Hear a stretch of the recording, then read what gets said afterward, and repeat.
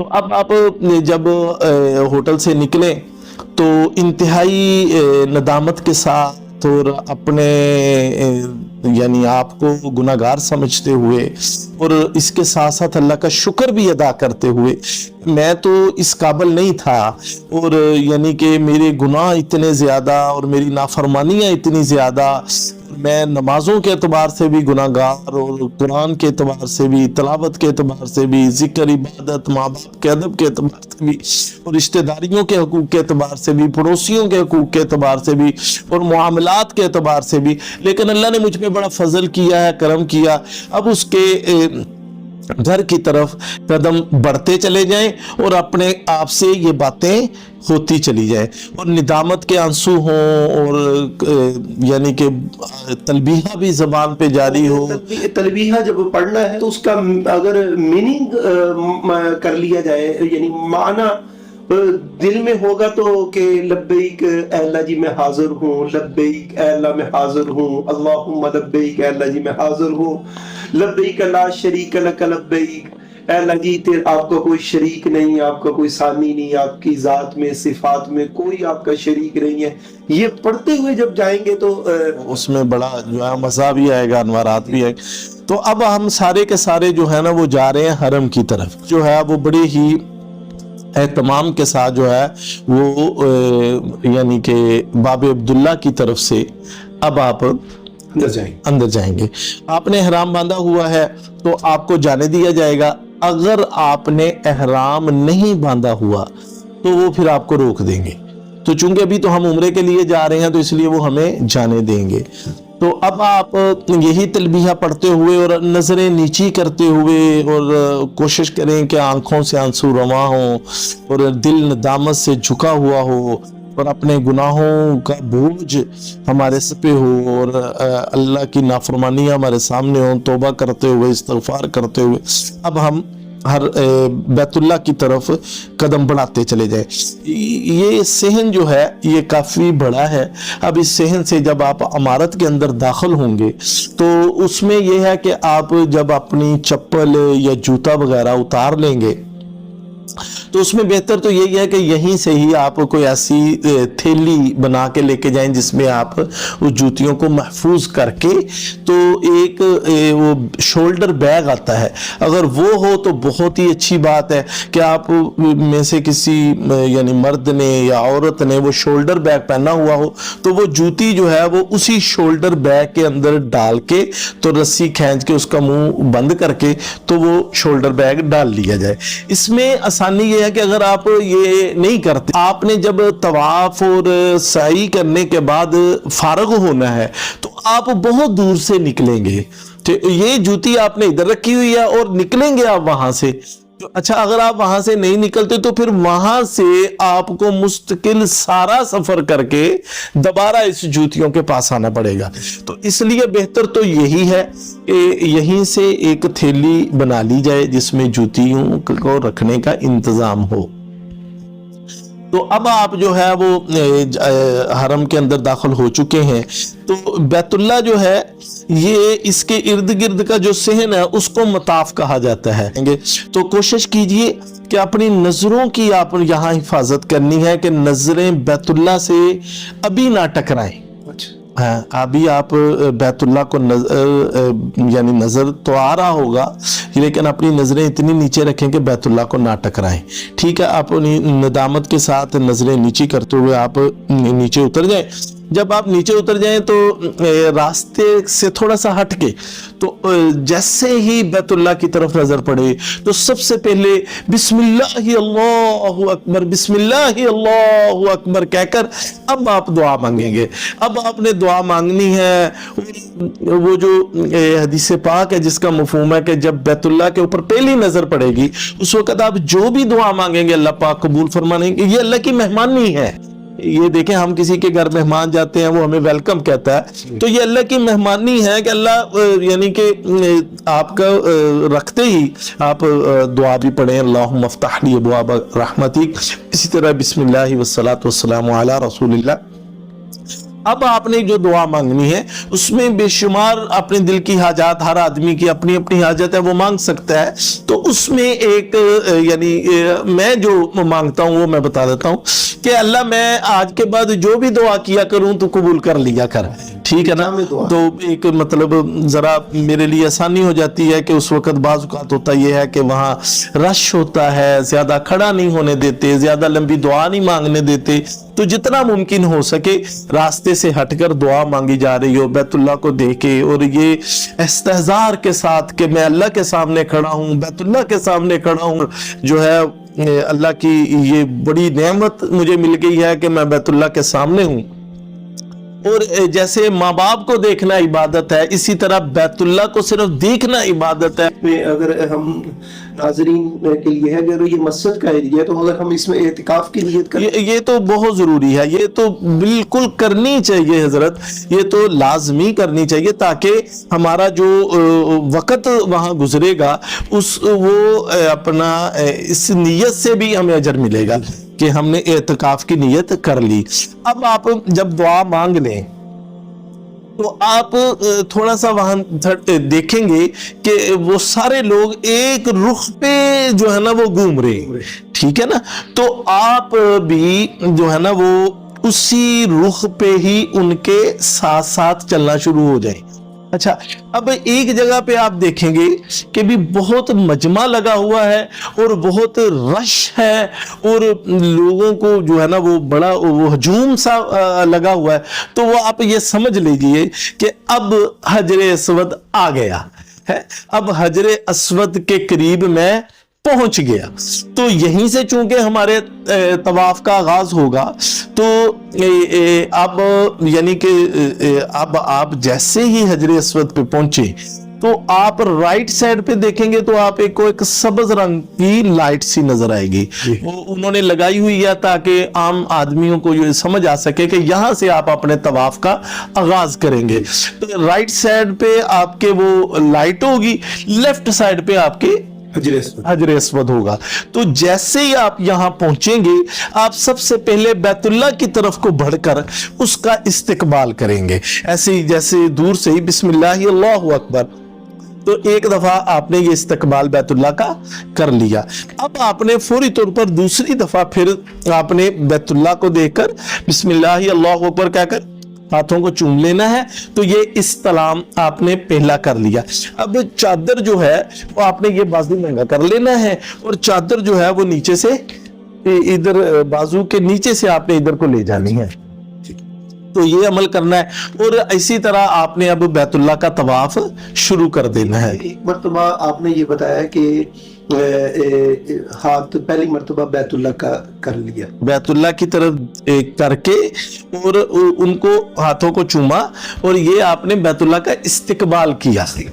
دوسرا استسلام جو ہے وہ حجر اسود کا کرنا. اب آپ نے حجر اسود کو استلام کرنا ہے. استسلام کر لیا، بسم اللہ اللہ اکبر ایسے. ہاں جی، ہاتھ کو تو کو چوما. ایک مرتبہ ہے یہ 3 مرتبہ نہیں، یعنی ایک مرتبہ ہے. ایک مرتبہ. اچھا، اب آپ نے جو ہے نا وہ دعائیں پڑھنا شروع کر دیں. بعض کتب کے اندر پہلے چکر کی، دوسرے کی، تیسرے کی، چوتھے، پانچویں، چھٹے، ساتویں کی دعائیں ہیں. بہت اچھی بات ہے اگر کسی کو یاد ہو. یہ دعا ہی پڑھنے سے وہ چکر یہ عمرے کا حصہ نہیں، یہ دعائیں ہیں، بڑے لوگوں نے دعائیں کی ہیں. آپ میں یہ سمجھتا ہوں کہ بہتر یہ ہے کہ اپنے معافی ضمیر کے مطابق دعائیں مانگی جائے.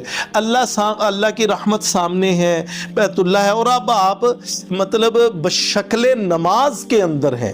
جیسے نماز کے اندر آپ دائیں بائیں نہ دیکھیں، آگے پیچھے نہ دیکھیں، اور اسی طرح جو ہے وہ منہ کو موڑ کے دائیں دیکھنا بائیں دیکھنا، وہ کیسے چل رہا ہے میں کیسے چل رہا ہوں، یہ نہ کریں.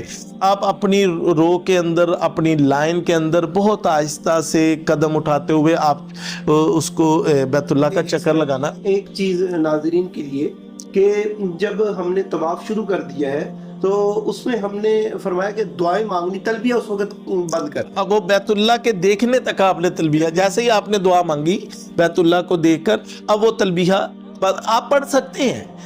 پڑھ سکتے ہیں، لیکن وہ جو اللہ کو زیادہ محبوب والی بات تھی وہ اب حاضر ہو چکے ہیں، اب دعائیں مانگے۔ اب اچھا، آپ کو اردو آتی ہے، فارسی آتی ہے، پشتو آتی ہے، عبرانی آتی ہے، ہندی آتی ہے، جو بھی یعنی آپ کی زبان ہے، بہتر یہ ہے اسی زبان میں اللہ سے مانگے تاکہ آپ کا دل عربی ہے لیکن جو آتی ہے وہ نہیں دیکھیں، عربی جو ہے وہ اگر تو بشکل دعا ہو، قرآن پاک کی آیات ہوں اور حدیث پاک کے اندر جو دعاؤں کا ذکر ہے وہ ہو، تو اس سے اعلیٰ تو اور چیز ہو ہی نہیں سکتی۔ لیکن اگر آپ دعا مانگنا چاہتے ہیں تو اس میں بہتر یہ ہے کہ آپ اپنی زبان کے اندر اللہ سے مانگیں آسانی کے ساتھ۔ اب آپ پہلا چکر لگایا، اب آپ جب دوبارہ اسی جگہ پہ پہنچیں گے جہاں سے آپ نے طواف شروع کیا تھا، تو وہاں آ کر پھر دوبارہ آپ استلام کریں گے دوسرا، اور اسی طرح پھر آپ مکمل چکر لگائیں گے۔ یہ پڑھیں گے بسم اللہ اللہ اکبر، بسم اللہ اللہ اکبر کہہ کے ہاتھوں کو چوم لینا ہے۔ اچھا، اب جب یہ دوسرا چکر مکمل ہو جائے تو اب جب وہاں آئیں گے پھر تیسرا چکر بھی اسی طرح شروع کریں گے، چوتھا بھی، پانچواں بھی، چھٹا بھی۔ اچھا، اب اس میں یہ جہاں سے ہم استلام کرتے ہیں اس کا پچھلا کونا جو ہے وہ رکن یمانی کا ہے۔ بعض حضرات وہاں بھی ہاتھ کھڑا کر دیتے ہیں، وہ کسی جگہ ہم نے نہیں پڑھا، نہ علماء سے سنا ہے، تو اس لیے یہیں بس دونوں ہاتھ آپ نے کرنے ہیں، بسم اللہ اللہ اکبر۔ اب جب یہ آپ کے 7 چکر مکمل ہو جائیں تو اب آپ نے یہاں سے پیچھے کی طرف ہٹنا ہے، یعنی وہاں آپ دیکھیں گے مقام ابراہیم ہے، ٹھیک ہے نا، وہ گولڈن سا آپ نے دیکھا ہوگا تصویروں کے اندر، جہاں حضرت ابراہیم علیہ السلام کے پاؤں مبارک پتھر ہے، تو وہاں سے آپ پیچھے کی طرف چلے جائیں۔ اب وہاں جا کر آپ واجب الطواف آپ 2 رکعتیں پڑھیں گے۔ اب آپ نے وہاں دعا مانگنی ہے، دعا مانگنے کے بعد اب یہ ہے کہ آپ آب زمزم پیئیں۔ آب زمزم کے یہاں پہ جو ہے نا وہ آپ صلی اللہ علیہ وسلم کی یہ حدیث پاک جو ہے جہاں جس کا مفہوم ہے کہ آب زمزم اتنا پینا چاہیے کہ آپ کے اندر کا سارا نفاق باہر نکل جائے، یعنی کہ اتنا پئیں کہ آپ کو محسوس ہو کہ میں اس سے زیادہ پی ہی نہیں سکتا۔ اچھا، اب آپ کا طواف پورا ہونے کے بعد آپ کا عمرہ مکمل ہو چکا ہے، اب اس کا جو ہے نا وہ واجب رہتا ہے۔ جی واجب رہتا ہے، واجب رہتا ہے، ہم نے نیت کر لی، تلبیہ پڑھ لیا اور طواف کر لیا، ٹھیک ہے۔ اب واجب ایک رہتا ہے، اب واجب کے لیے جو ہے جہاں آپ نے نفل پڑھے ہیں یہیں سے آپ پیچھے دیکھیں گے تو ایک راستہ الی السعی لکھا ہوا ہے کہ آپ سعی کرنا چاہتے ہیں تو ادھر سے جائیں۔ اب آپ وہاں سے سعی کی طرف چل پڑیں تو آگے جا کے صفا پہاڑ آئے گا، تو جیسے قرآن پاک میں بھی ارشاد ہے کہ ان الصفا والمروۃ من شعائر اللہ، تو یہ اللہ کی نشانیوں میں سے ایک نشانی ہے صفا پہاڑ۔ تو صفا پہاڑ پہ آپ جب پہنچیں تو صفا پہاڑ کے اوپر آپ پھر بیت اللہ کی طرف اپنا منہ کریں گے، بیت اللہ کی طرف دیکھ کر اللہ سے دعا مانگیں گے۔ اب آپ نے صفا سے مروہ کی طرف سفر شروع کر دینا ہے، صفا سے مروہ کی طرف سفر شروع کر دینا ہے۔ اب جہاں اما ہاجرہ رضی اللہ تعالی عنہا دوڑی تھی وہاں پر یعنی سبز لائٹیں اب انہوں نے لگا دی آسانی کے لیے کہ ہر آدمی کو پتا ہو کہ یہاں سے دوڑنا ہے۔ اب یہاں دوڑنا کس نے ہے؟ یہاں صرف مردوں نے دوڑنا ہے۔ یہاں پر ایک بڑی پتہ کی بات ہے، میں ناظرین کے لیے جو بتاؤں گا کہ یہاں دوڑنا عورت کے لیے نہیں کہا، مرد کے لیے، کیونکہ عورت کو اللہ تعالیٰ نے ایک ستر پردے کا حکم دیا ہے، تو عورت دوڑنے سے تو ستر عورت نہیں رہتا، جی ایسے، تو اس لیے انہوں نے حکم مرد کے لیے دیا، حالانکہ دوڑی اما ہاجرہ تھی، لیکن حکم مرد کے لیے۔ تو یہ یعنی ایک ماں کی اپنے بچے کے ساتھ ایک محبت کی لازوال داستان ہے جو اللہ نے امت محمدیہ صلی اللہ علیہ وسلم کو بطور تحفہ دی हुई है। तो अब आप वहां से दौड़ेंगे, जहां सब्ज लाइट खत्म होगी वहां आप जो है ना आहिस्ता हो जाएंगे, ठीक है। औरत अपनी नॉर्मल रफ्तार से चलते चलते मरवा तक पहुंचेगी जी। अब आप सफा से चले हैं, मरवा पे पहुंच के जी। आपका एक चक्कर मुकम्मल हो गया, ठीक है। अब मरवा पे फिर दुआ मांगे अल्लाह से बैतुल्लाह की तरफ देखकर।